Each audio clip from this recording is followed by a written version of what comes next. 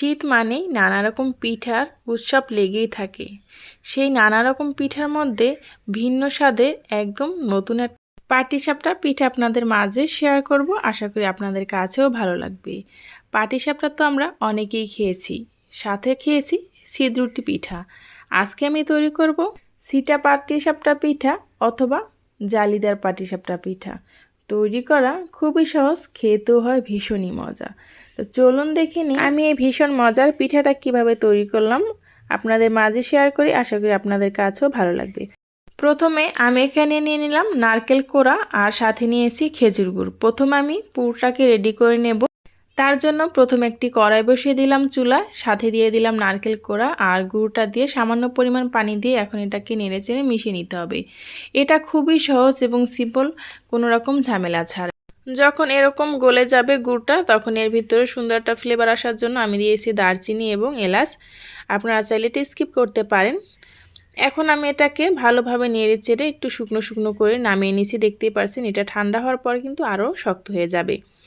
এখন এটাকে একটা বাটিতে আমি সার্ভ করে নিচ্ছি, দেখতে পাচ্ছেন। এখন আমি এই সিটা পাটিসাপটা পিঠাটা তৈরি করব আতপ চালের গুঁড়া দিয়ে। এটা খেতে মুচমুচে হবে সেই জন্য। এখন আমি চালটাকে ব্লেন্ডার জারে ব্লেন্ড করে নিয়েছি। এখন এখানে দিয়ে দিলাম আমি স্বাদ মতো লবণ, সাথে দিয়ে দিলাম 2 চামচের মতো আমি চিনি।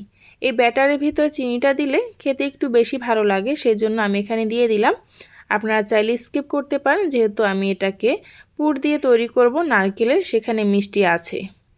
এখন এটার ঘনত্বটা একটু দেখে বুঝে নিতে হবে। দেখতে পাচ্ছেন উপর থেকে এভাবে করে ছাড়লে কিন্তু এই পিঠাটা তৈরি হয়ে যায়।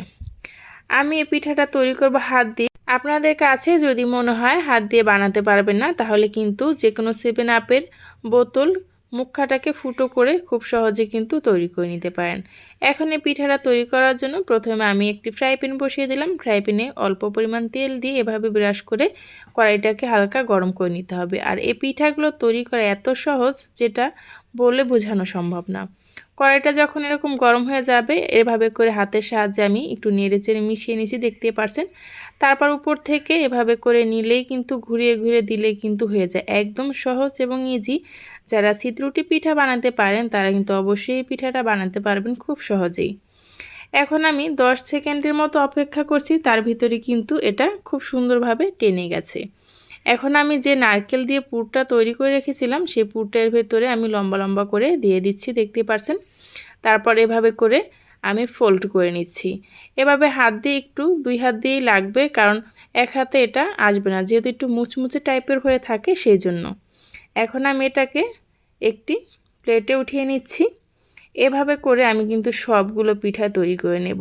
শীতের সিজনে একবার হলে এই পিঠাটা তৈরি করবেন, আর তৈরি করা এত সহজ সেটা বলে বোঝানো সম্ভব না। আপনারা বাসায় তৈরি করলে বুঝতে পারবেন।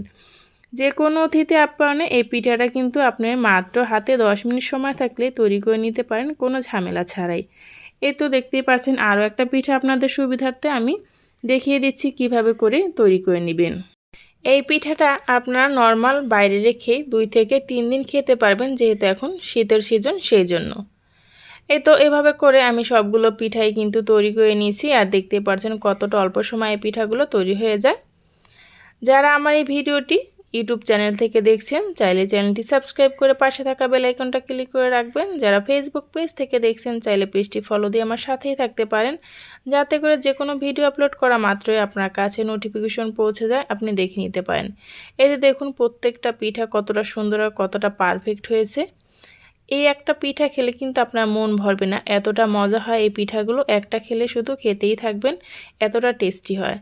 এখন আমি আপনাদেরকে একটা ভেঙে দেখাচ্ছি, এটার ভেতরটা কতটা সুন্দর আর কতটা পারফেক্ট হয়েছে।